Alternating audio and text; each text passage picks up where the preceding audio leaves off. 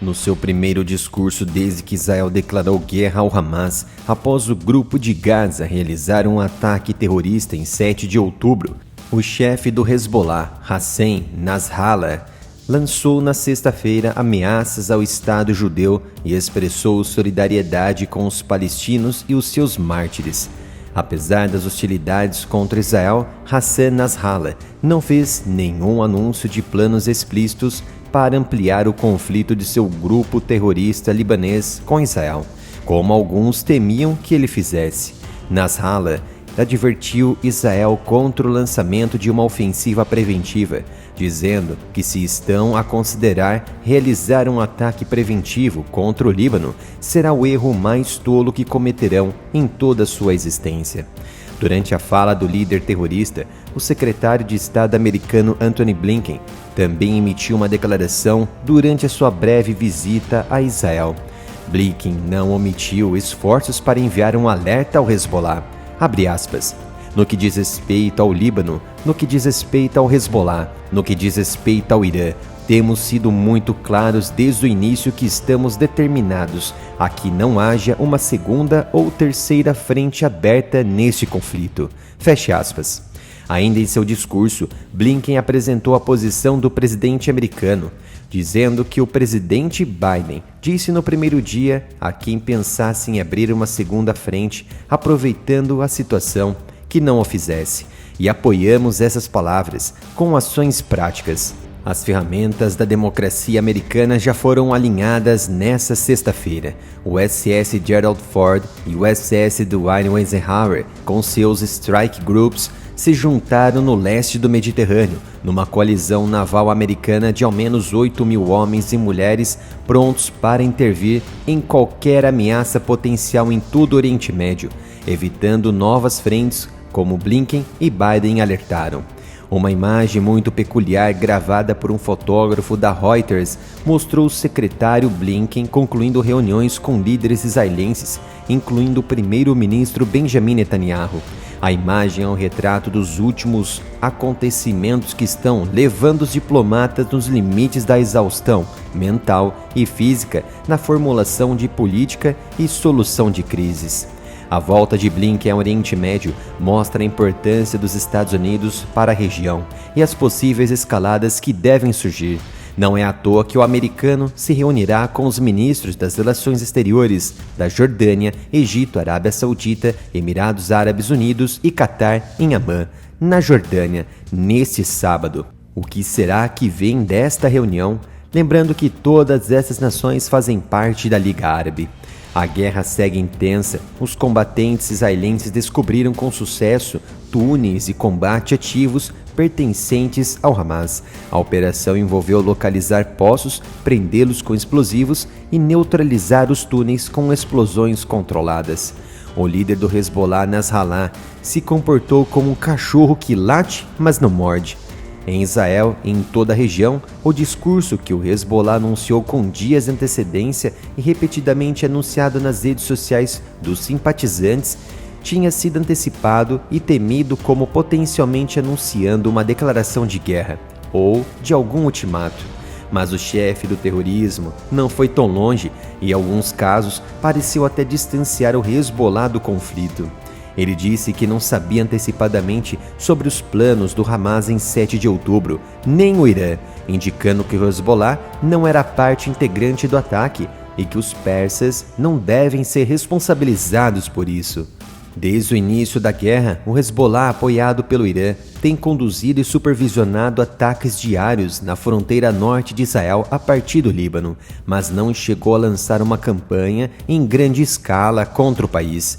Também Israel tentou caminhar numa linha tênue, respondendo com poder de fogo significativo a ataques e tentativas de ataques, ao mesmo tempo em que tentava evitar ações que poderiam agravar o conflito, enquanto procura manter o seu foco em Gaza.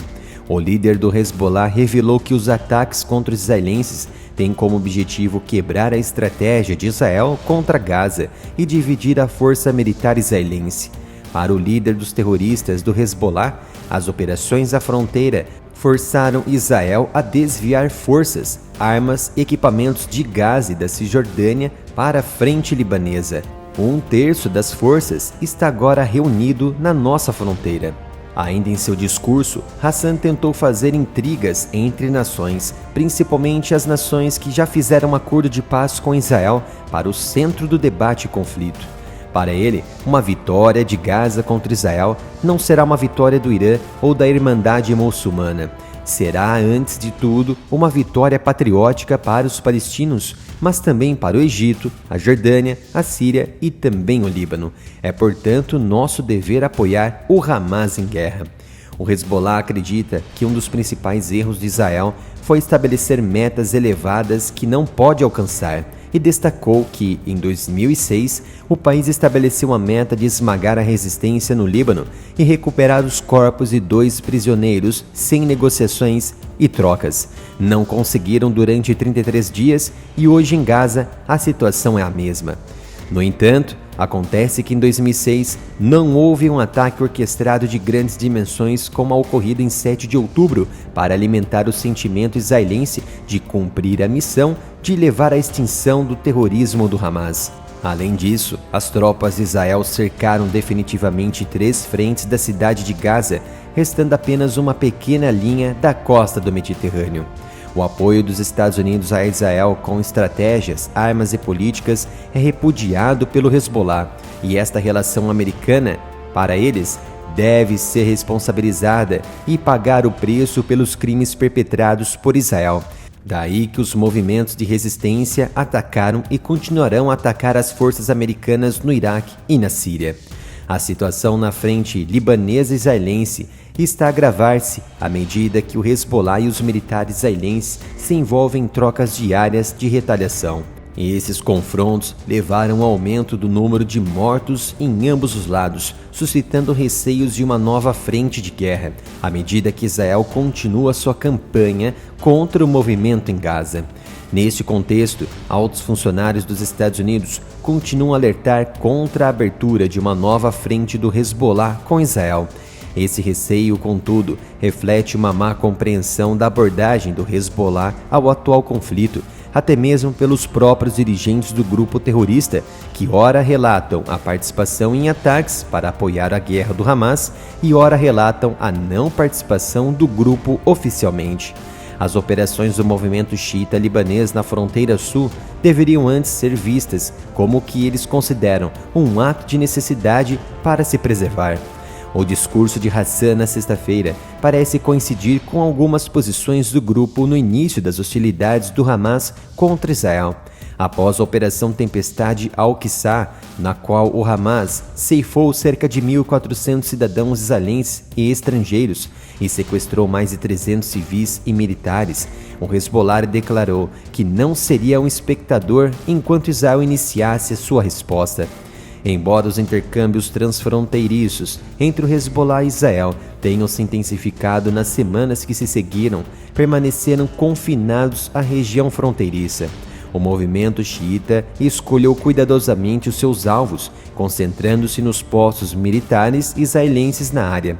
A ação, então, retaliatória de Israel na frente libanesa também foi comedida e restrita à região fronteiriça. Vamos acompanhar os desfechos com muita atenção. Venha visitar a loja do Área Militar. Temos diversas opções de camisetas com estampas incríveis e o melhor, tudo por um preço justo. Acesse umapenca.com/área militar.